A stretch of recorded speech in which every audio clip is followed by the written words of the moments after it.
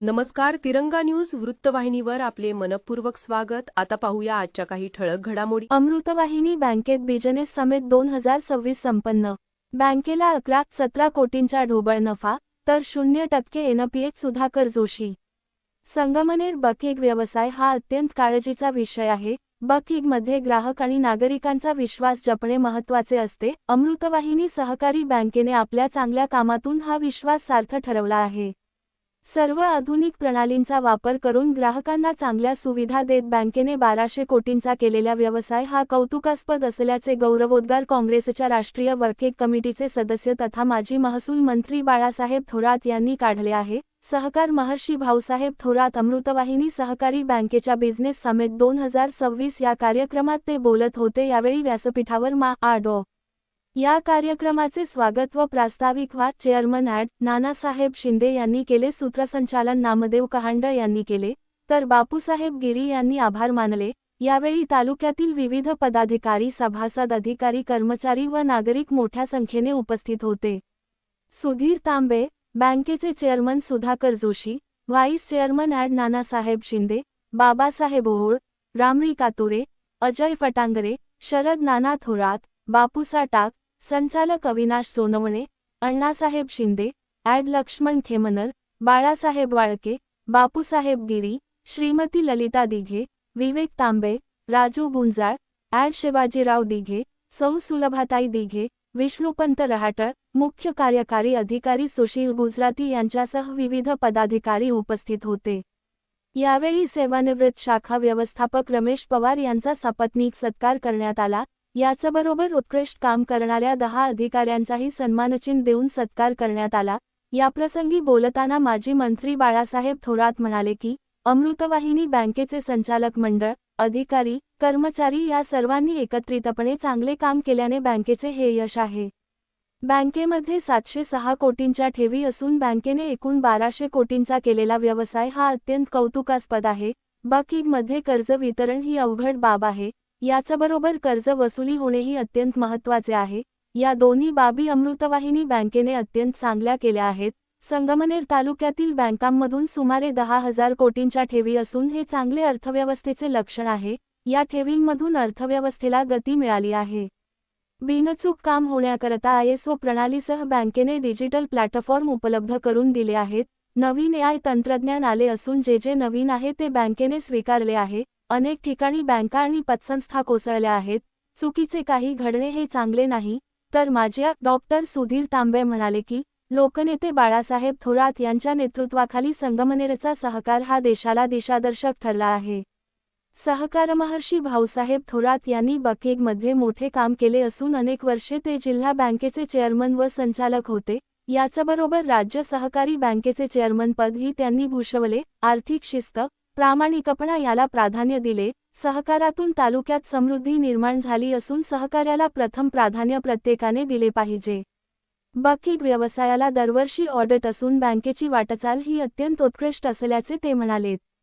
तर चेअरमन सुधाकर जोशी म्हणाले की, लोकनेते बाळासाहेब थोरात यांच्या मार्गदर्शनाखाली अमृतवाहिनी बँकेने 1200 कोटींचा व्यवसायाचा टप्पा पार केला असून यावर्षी 22.2% गतीने वाढ झाली आहे. ढोबळ नफा 11 कोटी 17 लाख रुपये असून निव्वळ नफा 8 कोटी 1 लाख रुपये आहे, तर नेट एनपीए 0% आहे. बँकेच्या 11 शाखा कार्यरत असून ट्रेझरीमधून 52 लाख रुपयांचा नफा बँकेला मिळाला आहे. ग्राहकांचा विश्वास आणि प्रेम याचबरोबर डिजिटल प्लॅटफॉर्ममधून दररोज किमान 1.5 ते 2 कोटींचे व्यवहार होत असून 1 वर्षात 500 कोटींचा डिजिटल ट्रान्झॅक्शन होत असल्याचे ते म्हणाले. येणाऱ्या वर्षांमध्ये 5 शाखा नवीन शाखा सुरू होतील असा विश्वास त्यांनी व्यक्त केला. यावेळी BR Chakor, Navnath Maharaj Andhale, advocate Ashok Hazare, advocate RB Sonawane, Prabhakar Kandalkar, Satish Varpe, Rani Prasad Mundada, doctor Santosh Khedlekar, Dashrath Varpe, Radhakisan Rahane यांच्यासह विविध अधिकारी व पदाधिकारी उपस्थित होते. यावेळी संचालिका ललिता दिघे, निवृत्त शाखा अधिकारी रमेश पवार, अमित नारायणे, रायभान पवार, मुख्याधिकारी सुशील गुजराती यांनीही मनोगते व्यक्त केली. बँकेचा विकास व्हावा ह्याच्याकडे लक्ष तर देतातच, त्याच्याबरोबर वैयक्तिक विकास कसा होईल स्टाफचा त्याच्यावर भर देतात. आणि स्टाफला मुंबई, पुणे, अहमदाबाद अशा वेगवेगळ्या ठिकाणी ट्रेनिंगसाठी पाठवतात. तसेच तिथं असलेल्या मोठमोठ्या बँकांना व्हिजिट करण्यासाठी पाठवतात आणि त्यांना आम्हाला ते सांगतात की तिथे जाऊन नवीन गोष्टी शिका, बघा आणि ते आपल्या बँकेत कशा इम्प्लिमेंट होतील आणि आपण ग्राहकांना कशा अजून चांगल्या सुविधा देऊ शकू आणि आपण जिल्ह्यामध्ये कसे एक नंबर होऊ ऍज अ बँक म्हणून, हे ते आम्हाला दरवेळेस सांगत असतात. त्याचबरोबर बँकेमध्ये सर्वात कठीण काम असतं ते म्हणजे वसुलीचं. तरी सुद्धा आम्हाला प्रत्येक वेळेस ट्रेनिंग देऊन आणि मार्गदर्शन करून सर्व स्टाफ हा मनापासून वसुली करतो आणि त्याचाच परिपाक म्हणून आज आपल्या बँकेचा एनपीए हा नेट एनपीए हा 0 ठेवण्यात बँकेला यश आलेलं आहे. हे सर्व श्रेय स्टाफचं तर आहेच, पण सर्व संचालक मंडळ तसेच आदरणीय चेअरमन साहेब, व्हाईस चेअरमन साहेब, संचालक मंडळ यांचं सर्वांचं आहे असं मी मानतो. त्याचप्रमाणे वैयक्तिक विकासासाठी आम्हाला सांगू इच्छितो की बाहेरून ट्रेनर्स आणतात साहेब आणि पूर्ण दिवस ते ट्रेनिंग देतात. त्याच्यामुळे स्टाफचा स्वतःचा तर विकास होतोच, त्याच्या स्वतःच्या वैयक्तिक जीवनामध्ये त्याला फायदा होतोच. तसंच बँकिंग व्यवसायामध्ये बँकेचा व्यवसाय वृद्धिंगत करण्यासाठी सुद्धा बँकेला सुद्धा फायदा होतो. अशा प्रकारे म्हणजे खूप सारे मुद्दे आहेत, पण आता वेळ कमी असल्यामुळे मी 2 मिनिटात माझं हे करतो. आम्ही हे सांगतो, तुमचं अकाउंट हॅक झालं Yes, बरोबर आहे का? Yes, sir. तुमच्या डिपॉझिटरचं Yes. तू कसं सोडवलं गणित हे सांगितलं, गुंता झाला तर Yes. कसं सोडतो, गुंता झाला कसा? Sir. असं आहे की आता सगळेच जण जवळजवळ मोबाईलवर Yes. आता ट्रान्झॅक्शन करतात, तर त्यांना तू काय सांगशील म्हणजे काय झालं म्हणून फसला तो? Yes. हा, काळजी कोणती घेतली पाहिजे ते सगळ्यात महत्वाचं आहे. ते तर परत येईल तुमच्या काम. सर ते व्हॉट्सअप यूज करत होते, इंस्टाग्राम यूज करत होते, फेसबुक यूज करत होते. तर त्यांना अशा सोशल मीडियावर तिन्ही ठिकाणी एपीके फाईल्स आल्या. ते एपीके फाईल्स कधीच कोणी डाउनलोड करू नका. ते पीएमजीपी एपीके फाईल्स म्हणजे ते हॅकर्सने बनवलेल्या पर्टिक्युलर फाईल्स असतात. त्याच्यामध्ये मालवेअर असतो किंवा एखादा वेगळा व्हायरस असतो, तो तुमचा पूर्ण डेटा हॅक करतो. कसं ओळखायचं काय हे जे आलेलं आहे हे आपण डाउनलोड करू नये? हा. हे ओळखण्याचं काय आहे? आलं का कर डाउनलोड कार्यक्रम आहे आमचा. सर्वात महत्वाचं म्हणजे आपण ज्या लिंक व्हॉट्सअपला ऍटो डाउनलोड चालू करतो. व्हॉट्सअपला सपोज कोणी फोटो पाठवले, good morning, good evening, good आफ्टरनूनचे मेसेज असतात, ते ऍटो डाउनलोड होतात. सर्वप्रथम ते व्हॉट्सअपमध्ये सेटिंग करून घ्या आणि ती प्लीज बंद करा. कारण त्याच्यामुळे काय होतं, ऍटो डाउनलोड जेव्हा आपण चालू करतो त्या फाईल्स जेव्हा अननोन पर्सन पाठवत असतो, व्हॉट्सअपमध्ये अजून एक फीचर आहे की अननोन फोन कॉल्स आहेत ते तुम्ही ब्लॉक करू शकता. त्याच्यानंतर अननोन मेसेज जो येतो तो तुम्हाला लगेच वरती नोटिफिकेशन नाही येत. ह्या दोन्ही गोष्टी असतात. त्याच्यानंतर त्याच्यावर कॉल जे येतात ते सुद्धा तुम्ही ब्लॉक करू शकतात. असे आपलं अँड्रॉइड साध्यातले सिक्युरिटीमध्ये जायचं, Yes. WhatsApp Yes, sir. WhatsApp settings मध्ये. सेटिंग मध्ये जायचं, सिक्युरिटी फीचर्स आहेत त्याच्यामध्ये. आणि त्याच्यामध्ये तसं हे आहे का येस, ऑप्शन आहेत सर. तुम्ही कोणतं हे आलं तर डाउनलोड करून येस सर, ऍटो डाउनलोडचा ऑप्शन ऑफ करायचा. जे जेन्युन आणि इव्हन तो एखादा जेन्युन असेल, समजा माझा भाऊ आहे त्याने जरी फाईल पाठवली तरी ती मी चेक केली पाहिजे, कारण माझ्या भावाचा पण फोन हॅक झालेला असू शकतो आणि त्या हॅकर्सने त्याच्या मोबाईलवरून मला पाठवलेली असू शकते फाईल आणि ती मला वाटतं माझ्या भावाने पाठवली, पण मी ती हे जेन्युनिटी आपण प्लीज चेक करायचं. आता हे ह्या जगामध्ये खूप अवघड झालेलं आहे. हॅकिंग हॅकर्सला खूप सोपी झालेली, कारण की लोक अवेअर नसतात याच्याबद्दल.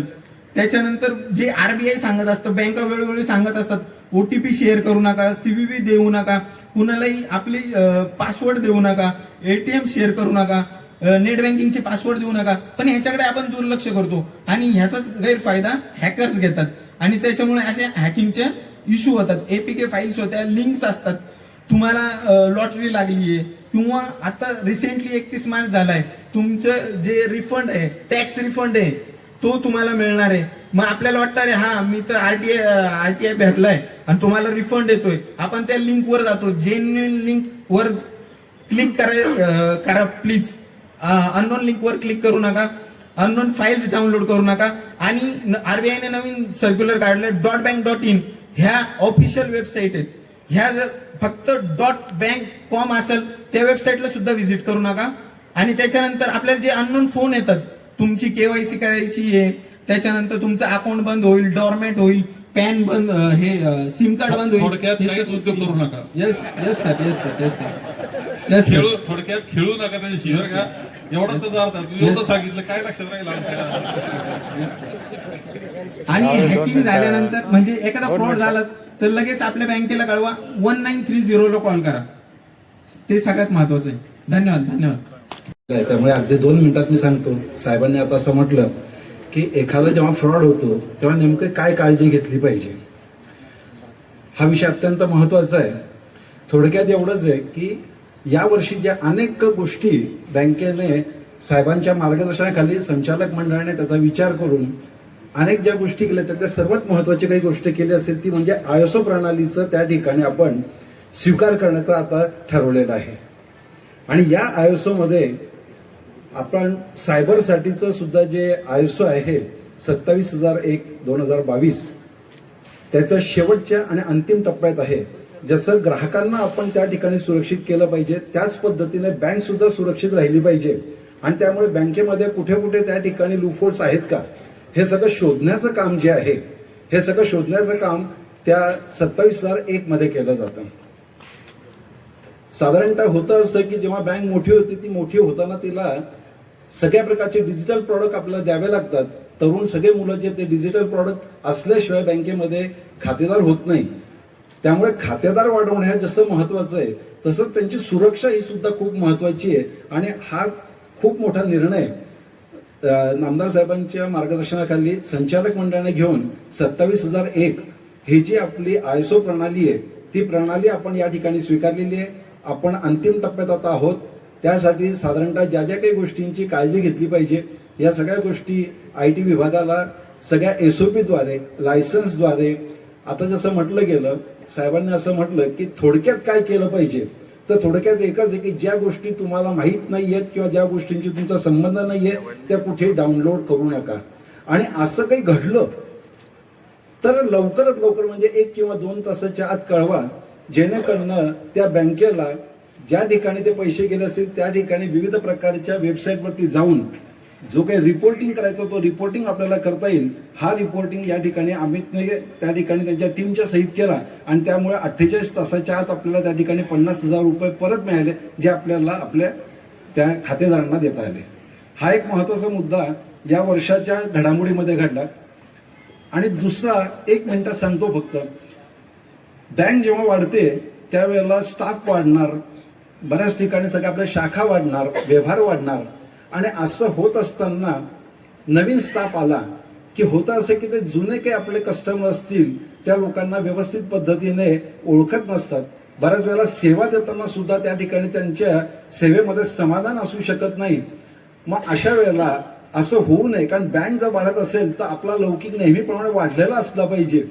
मग याच्यावरती उपाय काय तर याच्यावरती उपाय असा आहे की आपली कुठलीही त्या ठिकाणी जर एसओपी असेल ती व्यवस्थित पद्धत, एसओपी म्हणजे कार्यप्रणाली, आपल्याला कुठल्या कार्यप्रणालीने काम करायचंय हे कोणालाही न विचारता बँक कशी काम करते आहे याचं सगळं जे दृश्यीकरण आहे ते आयएसओ मध्ये विविध प्रकारचे बोर्ड आपल्या बँकेत लावलेले असतात. म्हणजे आपण कुठलाही ग्राहक त्या ठिकाणी बँकेत आल्यानंतर त्याला कोणालाही विचारण्याची गरज पडू नये इतकं त्या ठिकाणी डिस्प्ले सगळ्या ठिकाणी असलं पाहिजे. हा आयएसओचा पहिला मुद्दा आहे. त्याला म्हणतात की क्वालिटी मॅनेजमेंट, जे आपण त्या ठिकाणी 9001/2015 याचा सुद्धा स्वीकार गत वर्षातच बँकेने त्या ठिकाणी केलेला आहे. अगदी थोडक्यात सांगायचं म्हणजे ग्राहक आल्यापासून तर जाईपर्यंत ज्या ज्या गोष्टींची आपण काळजी घेतली पाहिजे ही या आयएसओ 9001/2015 मध्ये घेतलं होतं. थोडक्यात जेव्हा ग्राहक येतो त्यावेळेला सुरुवातीला अगदी स्वागतापासून तर जेव्हा जातो तेव्हा धन्यवादापर्यंतच्या सगळ्या गोष्टी त्या ठिकाणी दिलेल्या असतात. आपल्याला या ठिकाणी मदत कक्ष उभं करावं लागतं जेणेकरून कुठलाही नवीन ग्राहक आला की त्या मदत कक्षाद्वारे तो त्याच्या सगळ्या प्रकारच्या ज्या काही त्याला सुविधा हव्या असतील त्याची माहिती त्याला तिथे मिळू शकते. आपल्याकडे आयएसओ मध्ये आणखी फक्त एकच गोष्ट त्या ठिकाणी सगळ्यात महत्वाची अशी असते, साधारणतः 22 ते 23 रजिस्टर त्या ठिकाणी मेंटेन करावे लागतात. आणि आपली जी सेवाची गुणवत्ता आहे ती कशी वाढवता येईल. फक्त व्यवसाय वाढल्यामुळे लोक त्या ठिकाणी आनंदी राहत नाही, तर त्याला मिळणारी सुविधा कशी आहे तर सुविधा ती जी गुणवत्ता आहे ती वाढवण्यासाठी 9001/2015 हे आयएसओ गत वर्षामध्ये नामदार साहेबांच्या मार्गदर्शनाने संचालक मंडळाने घेतलेल्या निर्णयामुळे ती कार्यप्रणाली आपण सुरू केली जेणेकरून आपली त्या ठिकाणी सेवेची जी क्वालिटी ती चांगली होईल. हा एक मुद्दा. आणि आत्ता मगाशी जे त्या ठिकाणी अमितने म्हटलं की आपण ज्या वेळेला वाढतो त्यावेळेला आपल्याला डिजिटल प्रॉडक्ट जे द्यावे लागतात, हे सगळे डिजिटल प्रॉडक्ट सुरक्षित पद्धतीने कसे देता येतील हे 27,001ने त्या ठिकाणी आपण आता निश्चित केलेलं आहे. सर्वांच्या कार्यप्रणाली निश्चित आहे. अंतिम टप्प्यात आहोत. देवकृपा असेल तर आपण या एप्रिल महिन्यामध्ये दोघं प्रकारचे सर्टिफिकेशन आपल्याला त्या ठिकाणी मिळू शकतात. चेअरमन साहेबांनी, संचालक मंडळाने त्या दोघं इन्स्टिट्यूटला सांगितलेलं आहे की आम्हाला फक्त सर्टिफिकेशनसाठी आम्हाला हे नकोय, तर आम्हाला प्रत्यक्ष दुरुस्त व्हायचंय आणि ही जी दुरुस्ती आहे हे सर्व स्टाफ अत्यंत व्यवस्थित पद्धतीने करण्याचा प्रयत्न करतोय. मला असं वाटतं की या वेळेच्या याच्यामध्ये एवढं सांगणं पुरेसं होईल. धन्यवाद. उत्तम कर्ज नियंत्रण व वसुली, कर्ज वसुली विभाग अमोल घुले. यानंतर उत्तम शाखा व्यवस्थापन, 375 कोटी रुपयांच्या शाखेचे व्यवस्थापन ज्यांनी केलं धनंजय जाधव साहेब. उत्तम शाखा व्यवस्थापन म्हणून बेस्ट मॅनेजर धनंजय जाधव. त्यानंतर बँकेचे सर्व डिजिटल प्रोडक्ट बाबत ज्यांनी काम केलं अमित नारायणे यांचा सन्मान सत्कार साहेबांच्या हस्ते या ठिकाणी होतो आहे.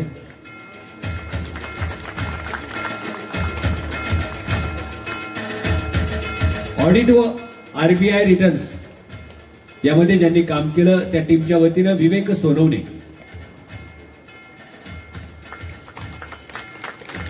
ऑडिट व आरबीआय रिटर्न्स विवेक सोनवणे. यानंतर गुंतवणूक, सरकारी गुंतवणुकीमधून खरेदी विक्रीतून व 54 लाख रुपयांचा नफा ज्यांनी बँकेला मिळवून दिला सौ कल्याणी कुठे मॅडम.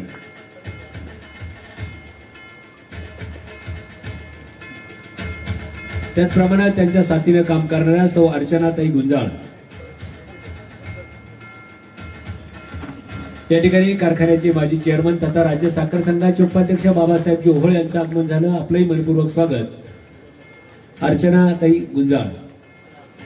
त्यानंतर कर्ज वसुलीसाठी उत्कृष्ट एआय तंत्रज्ञानाचा सपोर्ट ज्यांनी राबवला हरपाल सिंग कुंभेरे. हरपाल सिंगजी.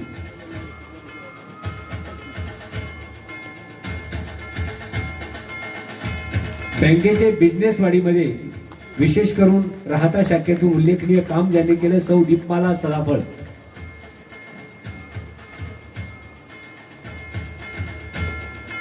राहता शाखेमधून सौ दीपमाला सदाफळ. आणि ISO मानांकनामध्ये उत्कृष्ट मोलाचं काम ज्यांनी केलं महेश शेवले, म्हणजे या टीमच्या वतीनं महेश शेवले. विजेत्यांचे आणि त्यांच्या सर्व सहकाऱ्यांचे मनपूर्वक अभिनंदन.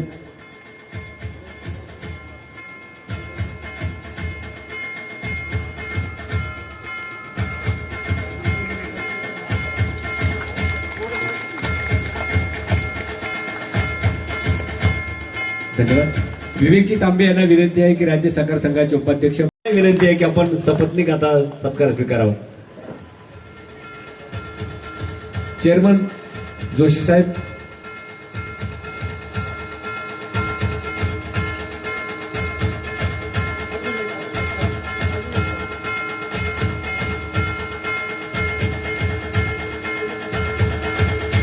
बँकेची अत्यंत दमदार वाटचाल, उत्कृष्ट वाटचाल सुरू आहे.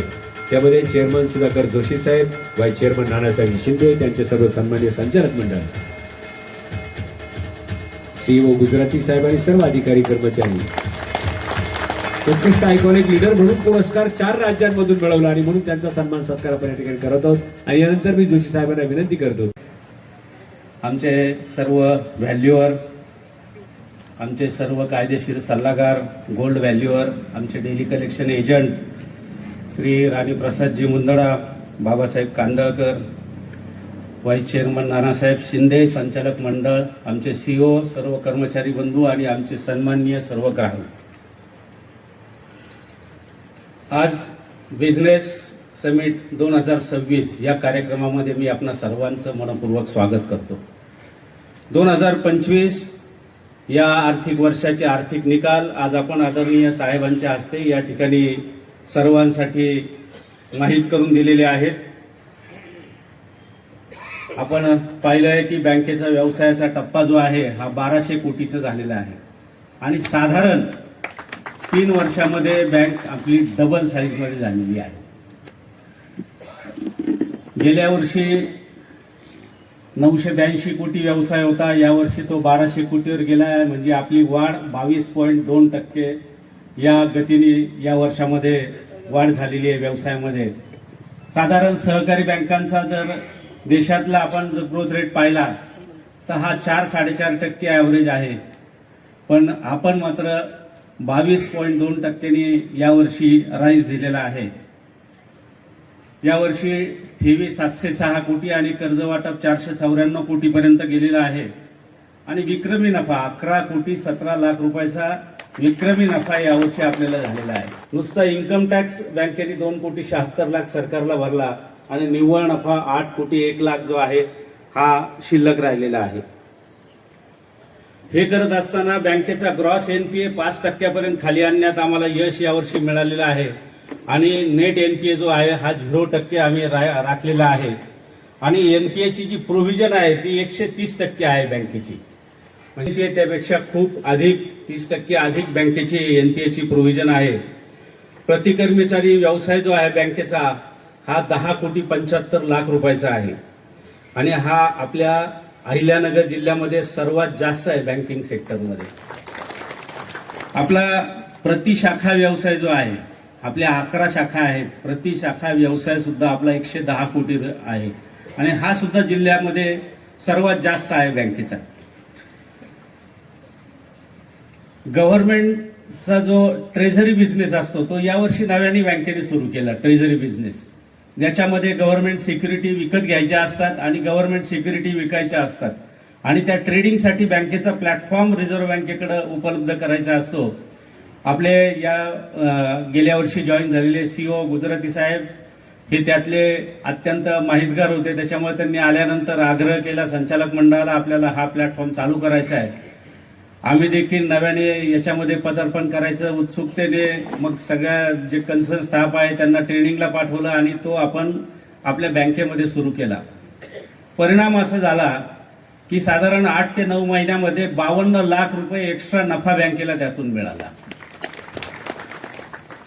आणि साहेबांचं मार्गदर्शन आपल्याला नेहमी असतं, त्याबरोबर सर्व ग्राहकांचा उदंड प्रेम आणि विश्वास बँकेवरचा. याच्यामुळं आमची जी टीम आहे स्टाफची अतिशय पॉझिटिव्ह आणि बँकेला तन मन धनाने अगदी मदत करणारी, वेळ अजिबात पाळत नाही. मार्चमध्ये जवळपास रात्री 10-11 वाजता आमचा स्टाफ घरी गेलेला आहे. एवढं मनोभावे बँकेमध्ये काम करणारी आमची सर्व टीम आहे. या सर्वांच्या मुळं आणि संचालक मंडळाचं अतिशय मोलाचं सहकार्य आम्हाला मिळालं. त्यामुळं यावर्षी बँकेचे निकाल आपले अतिशय चांगले लागलेले आहेत. गेल्या वर्षभरामध्ये बँकेने डिजिटल प्लॅटफॉर्म जो आहे हा खूप स्ट्रॉंग केलेला आहे बँकेचा.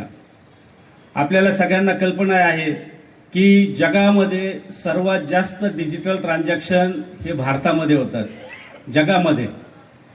आणि भारतामध्ये जे डिजिटल ट्रान्झॅक्शन होतात बँकिंग जी आपली आहे ती अतिशय सुदृढ झालेली आहे आणि ज्या बँका या मार्गावर आलेल्या आहेत त्यांचा व्यवसाय झपाट्याने वाढत चाललेला आहे. फक्त आपण आपल्या बँकेचा विचार केला तर दररोज 1.5 ते 2 कोटी रुपयाचे डिजिटल ट्रान्झॅक्शन होतात. महिन्याचा विचार केला तर तुमचे 40-45 कोटी रुपयाचे डिजिटल ट्रान्झॅक्शन आणि वर्षाचा जर विचार केला तर 500 कोटीचे डिजिटल ट्रान्झॅक्शन आपल्या बँकेचे परस्पर होत असतात. कस्टमर घर बसल्या सगळ्या या गोष्टी करत असतो, वेगवेगळे माध्यमं वापरत होतो आणि हे डिजिटल ट्रान्झॅक्शन होत असतात. एवढा मोठा व्यवसाय हा डिजिटली बँक करते आणि मला वाटतं 1.5 वर्षामध्ये एकही कंप्लेंट, सिरियस कंप्लेंट एकही बँकेची झालेली नाही. डिजिटल कुठल्या गोष्टी झाल्यात अशा. जो मधील इन्सिडन्स जो आता आमच्या स्टाफने सांगितला हा त्या कस्टमरची चुकी होती, ज्यांनी एपीके फाईल डाउनलोड केली, त्याचा टोटल मोबाईल हॅक झाला, पूर्ण डाटा त्याचा काढला गेला. तर अशीच फक्त घटना घडली. बाकी आमचं एटीएम चालू केलं आम्ही ऑगस्टमध्ये आणि आता मला सांगायला अभिमान वाटतो का ते एटीएम नफ्यामध्ये चालू आहे. दर महिना 30-35 हजार रुपये नफा आम्हाला त्या एटीएम मधून मिळतो बँकेला. अशा पद्धतीचं जे काम आहे. आता पहा, राजहंस दुग्ध विकास कर्ज योजना अतिशय म्हणजे विचारपूर्वक आपण आपल्या तालुक्यामध्ये दूध उत्पादन खूप चांगलं आहे म्हणून आपण ती योजना आणली. पण ती योजना एवढी यशस्वी झाली की जवळपास 1100 ते 1200 शेतकऱ्यांनी त्याच्यामध्ये कर्ज घेतलं. विनातारण कर्ज आहे. त्याचं दूध डेली कलेक्शन जेवढं आहे त्याला आधारित आपण लिमिट दिलेलं आहे. छोटे छोटे कर्ज आहेत, म्हणजे 50,000, 1 लाख, 1.5 लाख, 2 लाख आणि 100 लिटरपेक्षा जास्त ज्याचं डेली दूध जात आहे त्या व्यक्तीसाठी 3 लाख असे लिमिट आहेत. आता ती स्कीम चालू होऊन 1.5-2 वर्ष होत आले. बऱ्याच लोकांची पहिलं कर्ज फिटलेत आणि पुन्हा त्यांनी कर्ज घेतलेले. खूप सुंदर स्कीम चालू आहे आणि त्याच्यामध्ये थकबाकीचं प्रमाण अत्यल्प आहे आणि विनातारणी आहे. कुठला तुम्हाला गायांचा इन्शुरन्स वगैरे त्याच्यामध्ये काही नाही. ते जे पैसे दिले जातात हे भांडवली आहेत. तुम्ही गायीसाठी चॉप कटर घ्या, गाय विकत घ्या, गोठा बांधा, काही करा, अशा पद्धतीचं कर्ज आहे. खूप यशस्वी ती योजना झालेली आहे. आता तेच राहाता तालुक्यामध्ये आदरणीय साहेबांनी मार्गदर्शन केल्याप्रमाणे आम्ही शाखा सुरू केली. सुरुवातीला राहत्याला कितपत रिस्पॉन्स मिळेल आम्ही साशंक होतो, पण मला तुम्हाला सगळ्यांना सांगायला आनंद होतो का राहाता तालुक्यामध्ये साहेबांवर प्रेम करणारे प्रचंड लोक आहेत आणि आपली शाखा सुरू झाली आणि खूप मोठ्या प्रमाणामध्ये आता आपल्या शाखेमध्ये लोक खाते उघडत आहेत. त्या ठिकाणी सुद्धा आपण ही दुग्ध व्यवसायाची स्कीम शेतकऱ्यांसाठी ओपन केली आणि फार मोठा व्यवसाय त्यातून आपल्याला होतोय. 1 वर्षामध्ये त्या शाखेचा व्यवसाय 20 कोटीपेक्षा जास्त झालेला आहे. यावर्षी म्हणजे आता 2026-27 साठी देखील आम्ही प्लॅनिंग केलेलं आहे. तसं आम्ही 5 वर्षाचं प्लॅनिंग केलेलं आहे बँकेचं, पण 26-27 वर्षासाठी 1400 कोटी व्यवसायाचं प्लॅनिंग जे आहे हे बँकेने ठेवलेले आहे. याच्यामध्ये साधारण 850 कोटी रुपयाच्या ठेवी आणि 550 कोटी रुपयाचं कर्ज वाटपाचं उद्दिष्ट यावर्षी बँकेने ठेवलंय. एकच गोष्ट सांगणार मित्रांनो, बँकिंग हा शेवटी व्यवसाय आहे, हे आपण विसरता कामा नये. हा व्यवसाय आहे शेवटी आणि त्यामुळं तो व्यावसायिक पद्धतीनेच केला पाहिजे. तेव्हा बऱ्याच वेळेस आपल्याला त्या ठिकाणी थोडंसं व्यवसाय विशेषतः कर्ज वसुली असेल वगैरे तर थोडी कधी कधी लोकांना असं वाटतं की इतकं बारीक का पाहतात. ते बारीकच पाहावं लागतं. त्याला एक तर त्यांनी सांगितलं की 4-5 प्रकारचे ऑडिट होत असतात, त्यामुळे तिथून कुणालाही सुटका नसते. तर कधी कधी याच्यामध्ये विशेषतः मला कार्यकर्त्यांना हे सवय, आणि हा तालुका आपण लक्षात ठेवला पाहिजे. आदरणीय भाऊसाहेब थोरातांचा तालुका आहे. हा सहकार ज्यांनी राज्यामध्ये, मी तर म्हणतो की राज्यात जे काही सहकारातलं सर्वोच्च अशा प्रकारचं नेतृत्व जे आहे ते आदरणीय भाऊसाहेब थोरातांचं. त्यांनी बँकिंग हा त्यांचा खूप आवडीचा विषय होता. म्हणजे आपल्याला आश्चर्य वाटतं की आदरणीय दादांना म्हणजे बँकिंगबद्दल इतकं सखोल ज्ञान होतं की त्यांनी जिल्हा बँकेचं अनेक वर्ष नेतृत्व केलंच, पण त्यांनी राज्य बँकेचं सुद्धा आयुष्यभर त्या ठिकाणी जवळजवळ ते त्या ठिकाणी संचालक होते, चेअरमन होते. तेव्हा त्यांचा जो वसा आहे आपला, त्यांच्या नेतृत्वाचा जो वसा आहे तो आपल्याला घेतला पाहिजे, तो टिकवला पाहिजे. तो वसा म्हणजे तो शिस्तीचा आहे, आर्थिक शिस्तीचा आहे, तो प्रामाणिकपणाचा आहे आणि दूरदृष्टीचा आहे. हा वसा घेऊन आपल्याला त्या ठिकाणी पुढे जायला पाहिजे. आणि आपण म्हणतो की इन्स्टिट्यूट फर्स्ट, म्हणजे संस्था प्रथम, नंतर मग काय जे असेल ते जे आपले राजकीय आपले काही मैत्रीपूर्ण संबंध हे सगळे नंतर येतात. सर्वप्रथम काय असेल तर ती आपली संस्था, सहकार प्रथम. आणि म्हणून कोऑपरेटिव्ह मुवमेंट ही सर्वप्रथम आपल्याला त्या ठिकाणी तिला सर्वोच्च प्राधान्य दिलं पाहिजे. जोशी साहेबांचं आणि त्यांच्या सर्व संचालक मंडळाचं मनापासून अभिनंदन करत असताना गुजराती साहेब, त्यांची सर्व टीम, त्यांचंही मी मनापासून अभिनंदन करतो. आणि किती आता हुशार झालेले जातात. इथे त्यांनी सांगितलं की त्या सायबर याच्यामध्ये सुद्धा किती निष्णात झाले, ताबडतोब ते पैसे तिथे प्राप्त करून घेतले. आमच्या तिथे काही कर्मचारी भगिनी आहेत, त्यांनी ते जे काही शेअरच्या याच्यामध्ये सुद्धा उलाढालीमध्ये सुद्धा बँकेला 50-52 लाखाचा नफा त्या ठिकाणी मिळवून दिलेला आहे. तेव्हा सर्व अर्थाने सर्व अंगाने अतिशय उत्कृष्ट वाटचाल या ठिकाणी बँकेची चालू आहे. त्याबद्दल मी मनापासून पुन्हा एकदा सर्वांचं, सर्व कर्मचाऱ्यांचं, अगदी सर्वांचंच, कारण शेवटी कर्मचारी हसतमुख पाहिजे.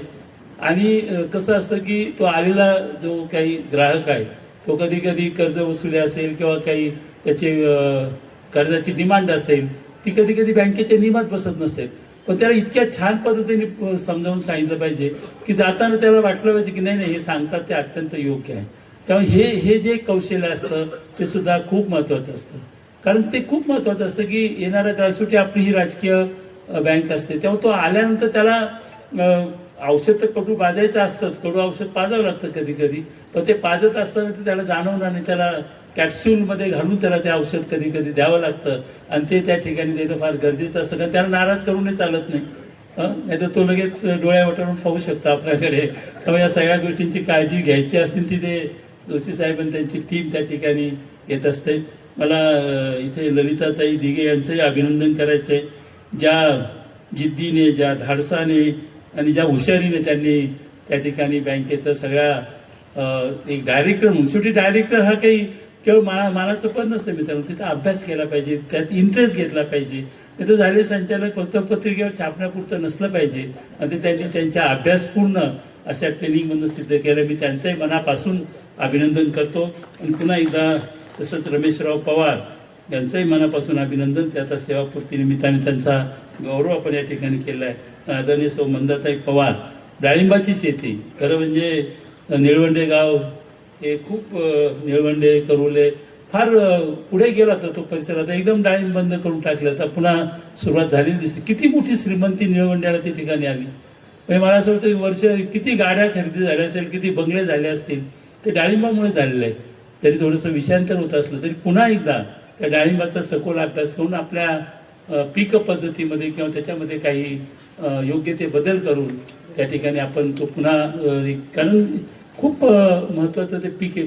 डाळिंब आणि कांदा, टोमॅटो हे आपल्याला श्रीमंत बनवणारी पीक आहेत मित्रांनो. त्याच्यामध्ये अधिक शास्त्रशुद्ध पद्धतीने आपण प्रयत्न केले पाहिजे असं मला वाटतं. पुन्हा एकदा अतिशय उत्तम, अतिशय बेस्ट परफॉर्मन्स आपल्या बँकेचं झालंय. सर्वांचं मनापासून अभिनंदन. धन्यवाद. हा आजच्या निमित्तानं येथे होतो आहे. मी तर रमेशजी पवार यांचं आणि सभापती मंदाताई पवार यांचं, सेवानिवृत्ती रमेशजी पवार यांची आहे, त्या कुटुंबाचं सुद्धा अभिनंदन करतो. 35 वर्षाची सेवा त्यांनी येथे केलेली आहे.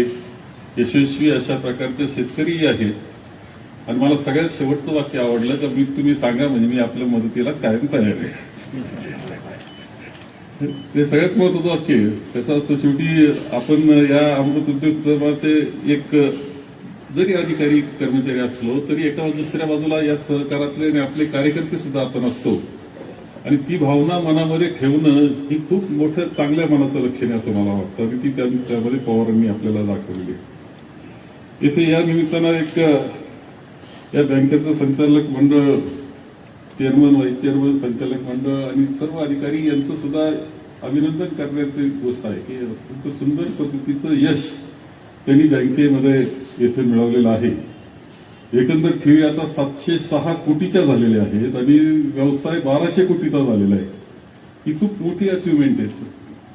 ठेवी वाढणं हा कदाचित समजू शकतो, पण ठेवी वाढल्यानंतर त्याच्यात कर्जामध्ये रूपांतर करावं लागतं, नाही तर ते परत तोट्याचा व्यवहार होत असतो. आणि त्या ठेवीला आपण व्याज देत असतो. शेवटी कर्जाच्या रूपानं पुन्हा आपल्याला उत्पन्न घ्यावं लागतं. आणि कर्ज वितरण ही सगळ्यात मोठी अवघड गोष्ट आहे. म्हणजे मला रोज 2-5 भेटतातच किंवा कर्ज पाहिजे. मी आपलं जो साहेब फोन करून सांगतो, पहा, तपासा, काळजी घ्या, शेवटचं वाक्य काळजी घ्या म्हणतोच असतो मी. म्हणजे मी माझ्यावर अपवाद ठेवीत नाही नंतरचा. आणि त्या पद्धतीने ते जितके शक्य चांगल्या पद्धतीनं त्याचं वितरण ते करत आलेले आहेत. आणि वसुलीच्या बाबतीत खूप कठीण आहे. वसुलीच्या बाबतीत काही असले तरी, आपली अर्थव्यवस्था चांगली असली तरी काही नटखट खाते मिळतात, नाही असं नाहीये. तर त्यांना कसं हाताळायचं याचं प्रशिक्षण झालंय, ही चांगली गोष्ट आहे. या सगळ्याचा परिणाम आपल्याला दिसतो आहे की आपण आता नेट NPA हा 0% आहे, परंतु काही खाते आहेतच, हे नाकारता येत नाही. आणि त्याच्यामुळं आपल्याला नफ्यातून तरतूद करावं असली तरी ती काही म्हणजे माफ होत नसतं. शेवटी ती वसुली तर आपल्याला करावंच लागत असते आणि त्याच्याकरता काही कारवाई सुद्धा कटुता घ्यावा लागते. परंतु ह्या आपल्या संगमेर तालुक्याची जी अर्थव्यवस्था आहे, मध्यंतरी आपण अभ्यास केला होता, आपल्या 10,000 कोटी रुपयाच्या ठेवी, आपल्या सगळ्या बँका पतसंस्था मिळून 10,000 कोटी रुपयाच्या ठेवी, बरोबर, 10,000 कोटी रुपयाच्या ठेवी ही सगळ्यात चांगल्या अर्थव्यवस्थेचं लक्षण आपलं आहे. निरनिळ्या मार्गाने पैसे येत असतात. शेवटी जे उत्पन्न आहे ते ठेवीच्या रूपाने ठेवलेलं आहे आणि याचा परिणाम या अर्थव्यवस्थेला एक चांगली गती आलेली आहे, ही वस्तुस्थिती आहे.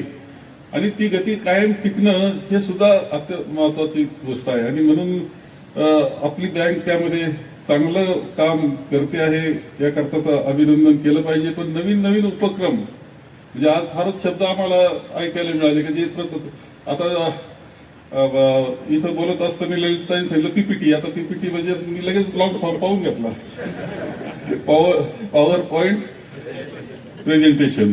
म्हणजे तुम्ही ड्राफ्ट तयार करायचा, प्रस्ताव तयार करायचा, तो टाईप करायचा, तो लॅपटॉपला टाकायचा आणि ते बटन दाबलं की तो स्क्रीनवर दिसायला लागतो.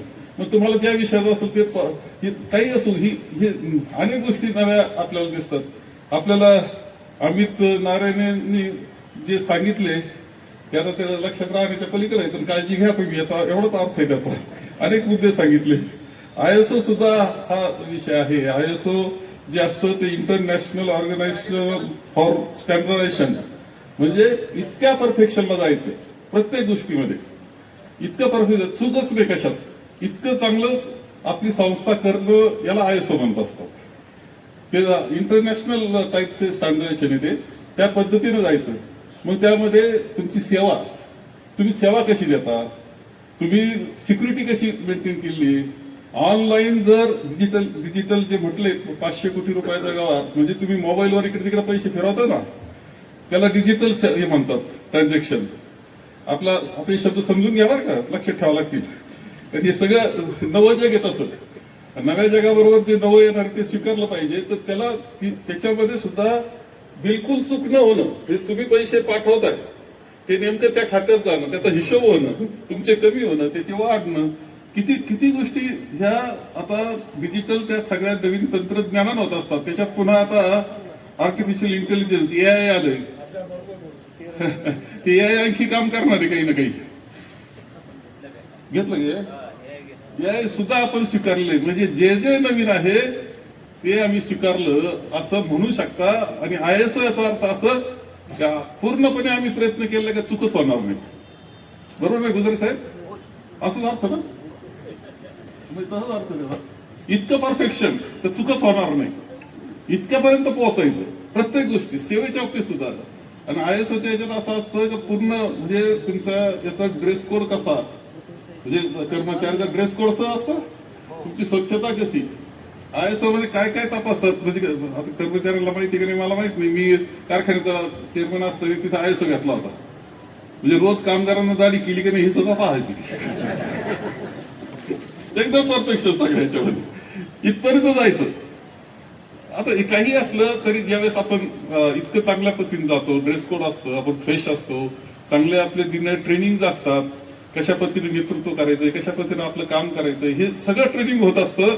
आणि त्याच्यातून उच्च पातळीला जाऊन पोहोचण्याचा प्रयत्न हा त्यामध्ये असतो. हा प्रयत्न सुद्धा बँकेकडून चाललेला आहे. ही खूप आनंदाची गोष्ट आहे. अनेक गोष्टी त्यांनी सांगितल्या, नवीन नवीन योजना सांगितल्या. दुधाचा गायींचा जो कार्यक्रम आहे दूध संघाबरोबर, तो अत्यंत चांगला आहे. तो आपल्या संघाला यशस्वी खूप चांगल्या पद्धतीनं झालेला आहे. तर ह्या सगळ्या याच्यातून आपल्याला पुढं सुद्धा संस्था असं आहे की ह्या पद्धतीनं ट्रेनिंग हा प्रकार खूप चांगल्या पद्धतीनं, म्हणजे ते आपले बनकर आले म्हणजे विजय बनकर का, त्यांनी ट्रेनिंग घेतलं. मला समजलं तर कर्मचाऱ्याला सुद्धा खूप आवडतं ते.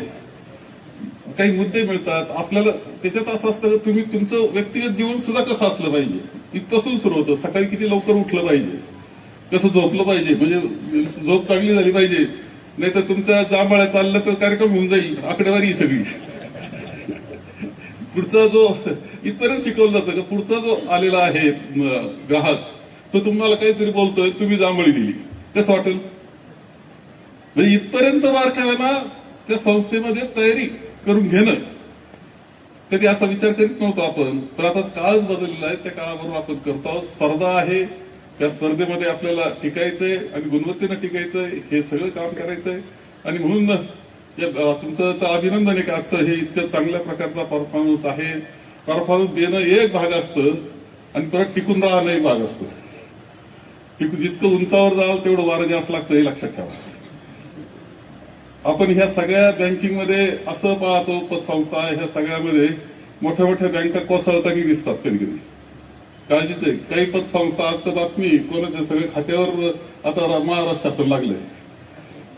आजची बातमी म्हणजे दुर्दैवानं आपल्याला खाली पाहायची वेळ तर कुठेतरी असं घडतं.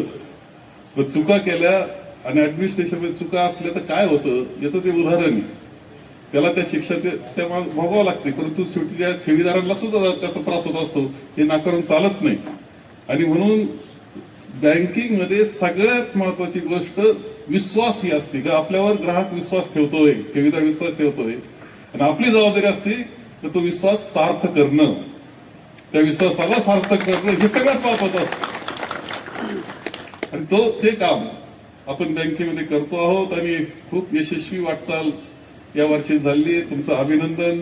आणि पुढील काळाकरता सुद्धा तुमच्या सगळे जे कर्मचारी त्यांचा सन्मान तुम्ही केला, चांगलं त्यांना आनंद होतो. कसे फ्रेश फोटो आता कसे कसं असतो जीवनात एक भाग आहे माझा हे फोटो आनंद असतो, हा तुला आयुष्यभर मिळत असतो. हे खूप चांगल्या गोष्टी आपण करता, निर्णय अशा ऍक्टिव्हिटीज करता की ज्यातून प्रोत्साहन मिळेल. प्रशिक्षणाला कर्मचाऱ्यांना अधिकाऱ्यांना तुम्ही पाठवलं. काही इथं अहमदाबाद इथून सुद्धा जाऊन आले. ललिताताई पुण्या कुठं आरबीआय म्हणजे रिझर्व्ह बँक ऑफ इंडियाच्या याला जाऊन आल्या. हे सगळं काही असो याच्यातून एक व्यक्तिमत्व फुलतं, चांगलं व्यक्तिमत्व होतं आणि बँकेचं सुद्धा व्यक्तिमत्व जे आहे ते सुधारतं. या खूप चांगल्या गोष्टी घडतायत. आपलं खूप अभिनंदन करतो, खूप शुभेच्छा देतो आणि माझे 2 शब्द संपवतो.